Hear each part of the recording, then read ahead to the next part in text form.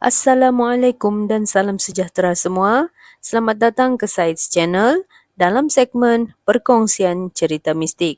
Jangan lupa untuk subscribe Sides Channel, tekan butang like dan juga bell notification untuk dapatkan update perkongsian dari channel kami. Jadi tanpa membuang masa, mari kita dengarkan perkongsian cerita mistik dari Pak Said dan sama-sama ambil iktibar dan pengajaran dari perkongsian beliau. Assalamualaikum warahmatullahi wabarakatuh. Allahumma salli ala Sayyidina Muhammad. Ya Rabbi salli alaihi wasallim. Salam sejahtera kepada semua subscriber.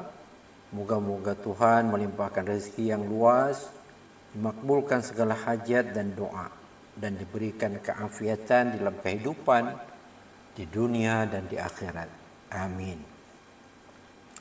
Kali ini Pak Said nak berkongsi satu cerita misteri yang Pak Said alami sendiri 40 tahun yang lalu.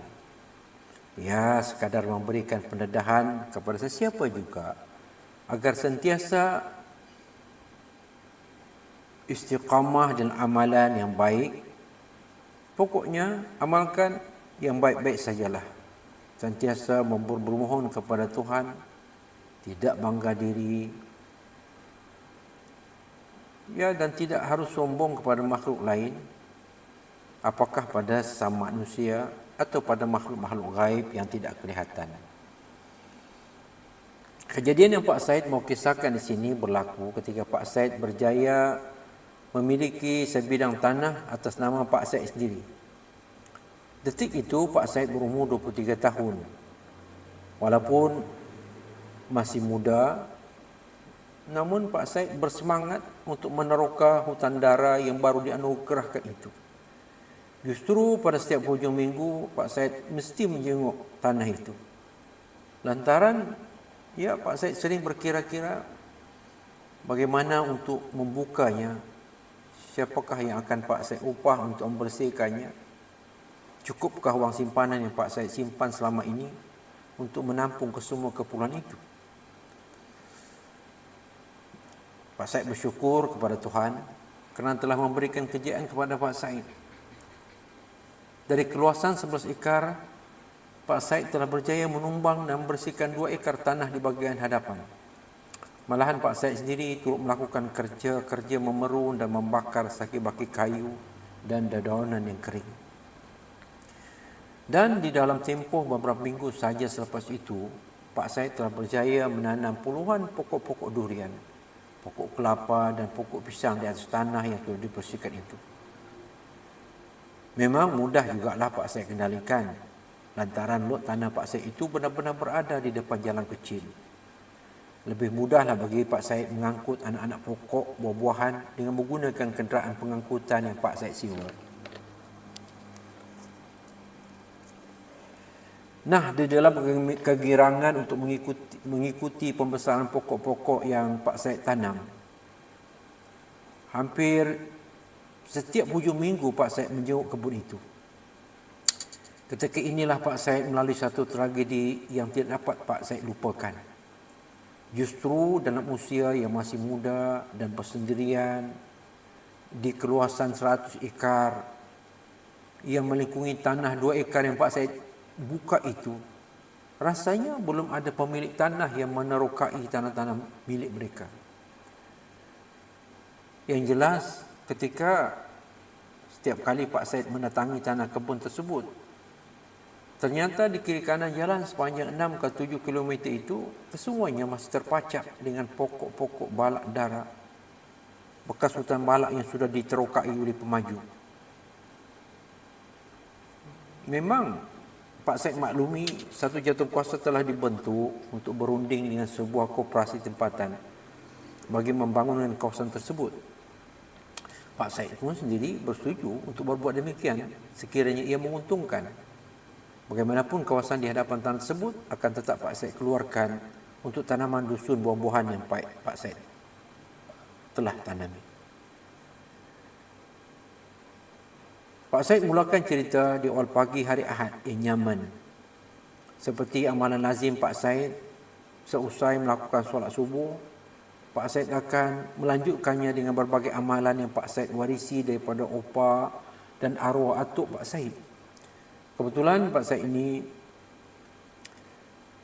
adalah bekas seorang pelajar sekolah Arab, maka minat Pak Said beramal pada suatu ayat dan zikir-zikir itu memang sangat berkobar-kobar.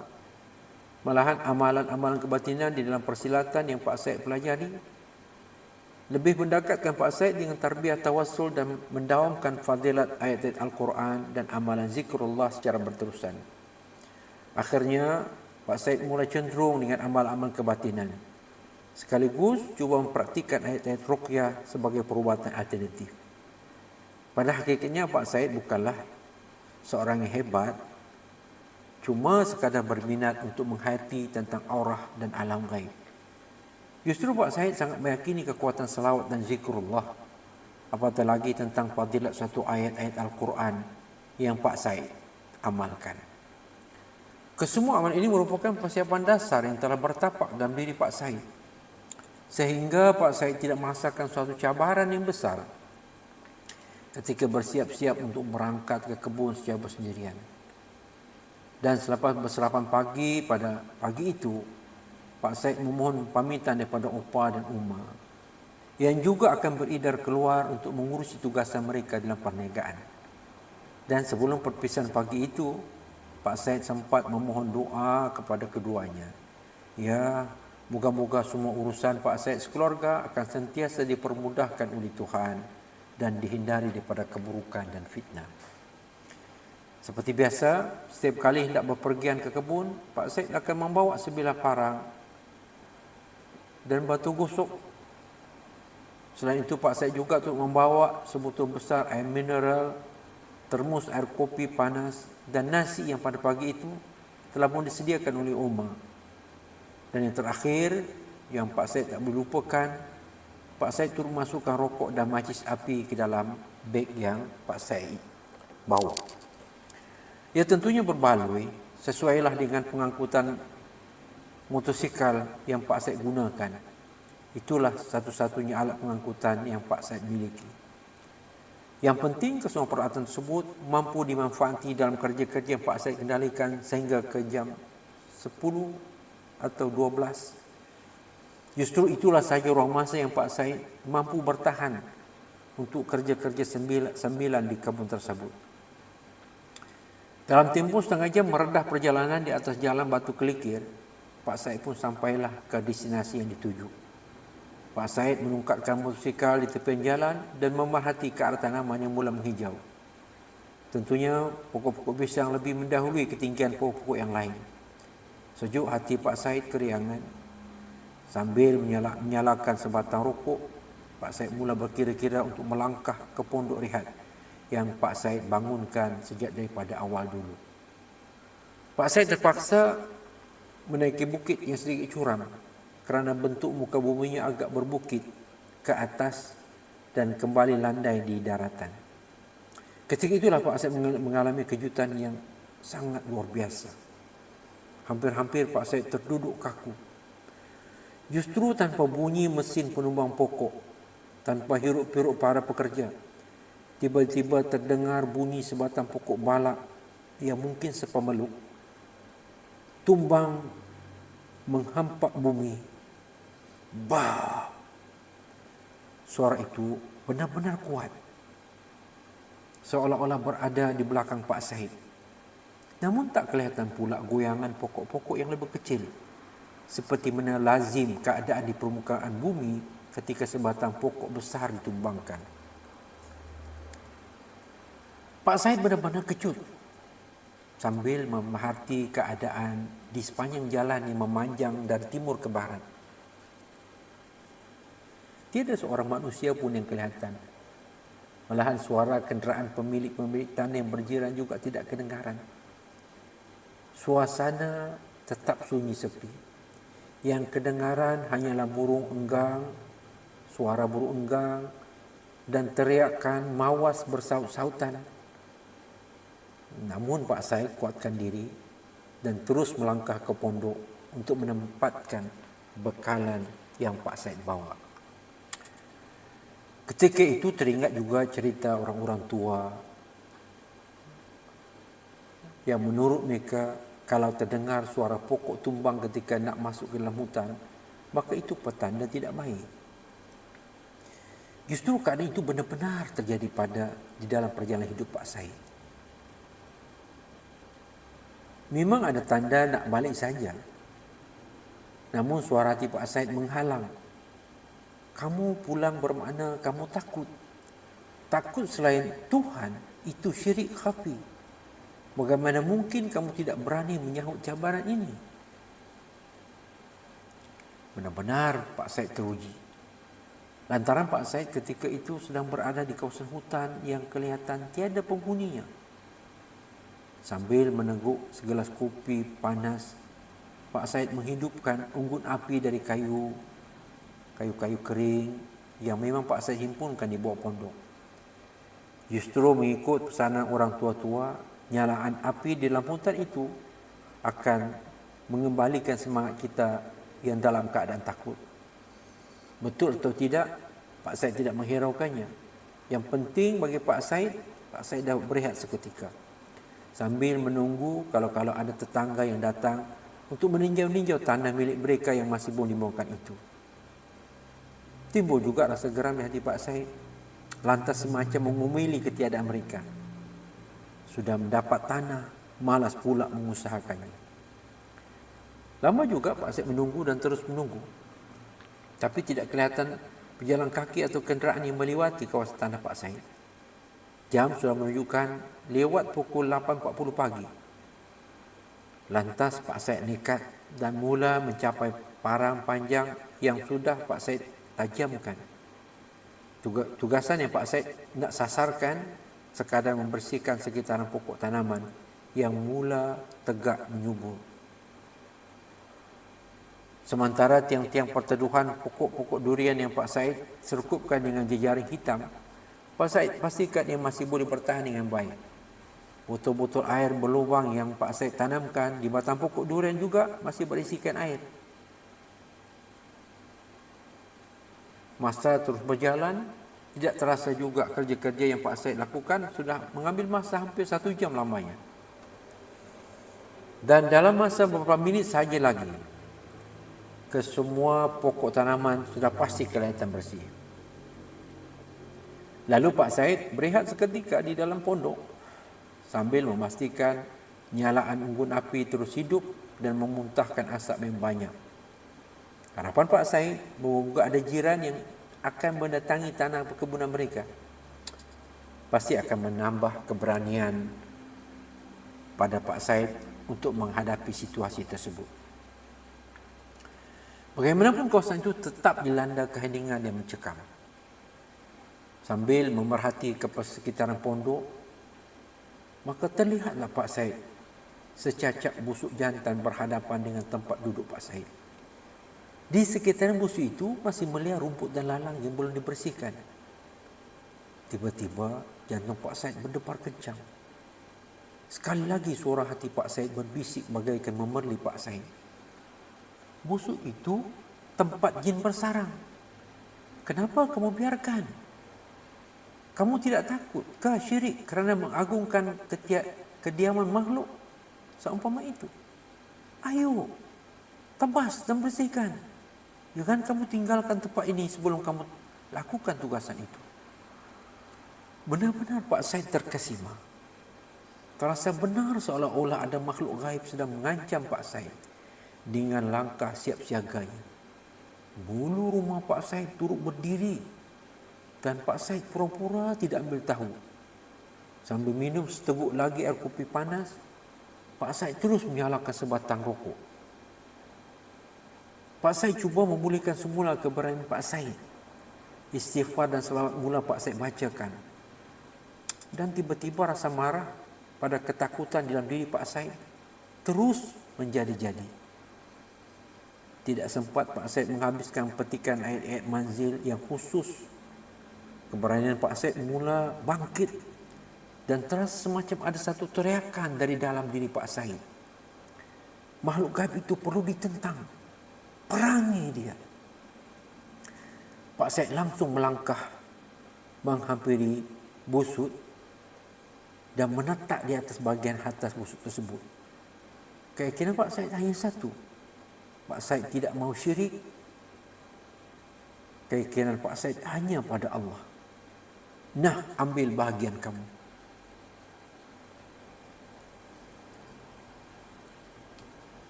Tiba-tiba keadaan tidak dapat Pak Said kawal.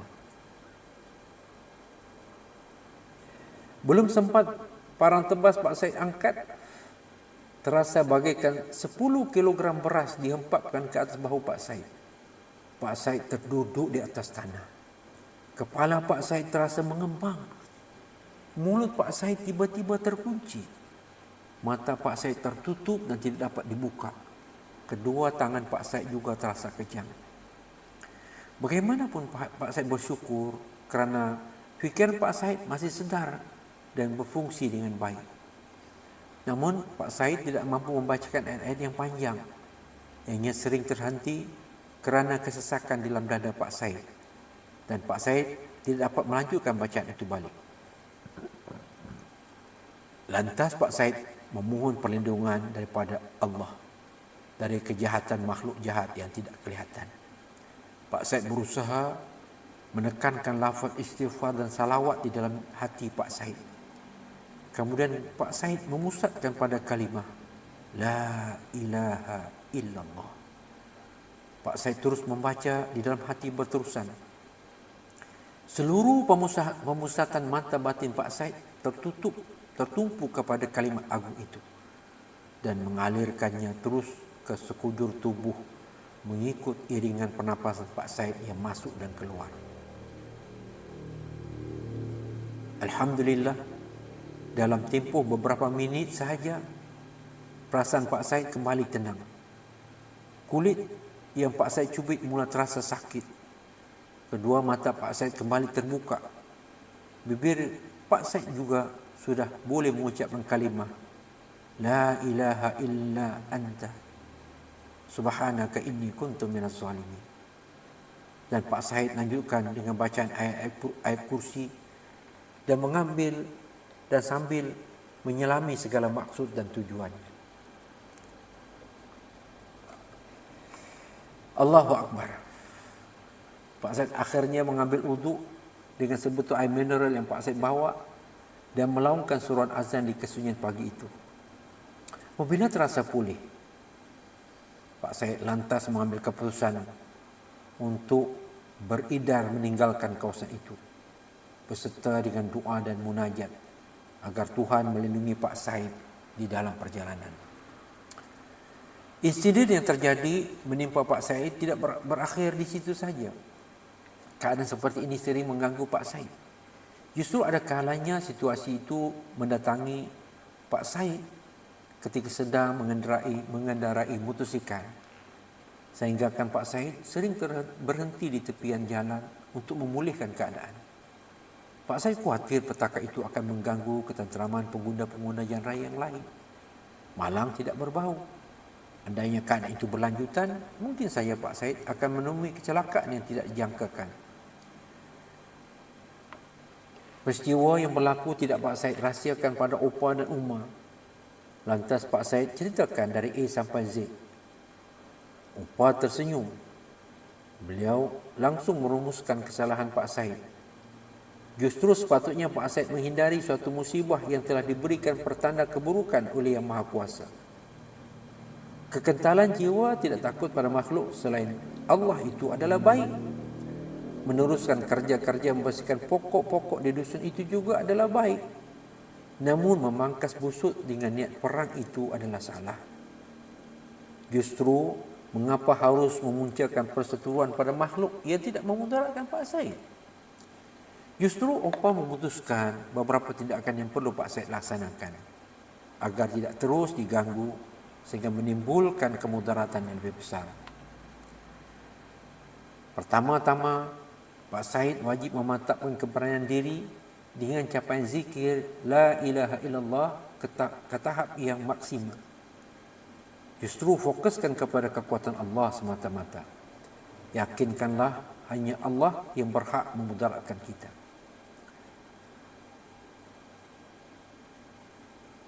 Kemudian Upa menegaskan agar Pak Said tidak sombong sesama makhluk yang zahir dan gaib. Oleh itu, istighfar, tasbih dan zikrullah mesti dilantunkan melalui bibir dan hati. Perbetulkan makhraj dan tajwid dan fahami maksud dan tujuan ayat yang diamalkan. Agar tidak beramal secara buta. Tidak ada manfaatnya beramal dengan ayat-ayat yang disalahkan bacaannya. Lari sebutan, maka larilah makna. Lari makna, maka tiadalah kesampaiannya. Malah dikhawatiri pula, kita akan mendapat laknat daripada Allah. Ketika pertolongan Allah tidak hampir, maka makhluk-makhluk jahatlah yang akan menghampiri kita. Pak Said terangguk-angguk mendapatkan penjelasan daripada Upa. Upa juga kemudian menjelaskan tentang kelebihan dan fadilat salawat atas Nabi. Pilihlah selawat yang mudah dihafal dan diamalkan dalam kehidupan. Selawat Nuraniyah, selawat Tafrijiyah, selawat Nuril Anwar, selawat Al-Fatih, selawat Ibrahimiyah, dan seringkas-ringkasnya lafaz Allahumma salli ala Muhammad, ya Rabbi salli alaihi wasallim. Dan bacalah dengan memahami maknanya. Alhamdulillah, selepas mengamalkan nasihat Upa, Tuhan telah membantu Pak Said daripada gangguan gaib yang memudaratkan. Andainya Pak Said terlibat dalam pemulihan daripada gangguan makhluk gaib sekalipun, Pak Said hanya berniat sekadar membantu sama insan yang dizalimi. Justru Pak Said menasihatkan kepada penonton yang menghadapi masalah sama Pak Said, elakkan diri untuk menelusuri kehidupan makhluk gaib, kerana hanya sebahagian daripada insan-insan terpilih yang mampu melakukannya. Dan kita golongan awam banyak akan berserah kepada Tuhan. Tidak perlulah berjumpa pada bomo dan dukun yang hanya akan mengundang kemudaratan pada keyakinan dan akidah. Beramallah secara istiqamah. Moga-moga ada penyelesaian yang akan dibuka oleh Tuhan yang Maha Kuasa.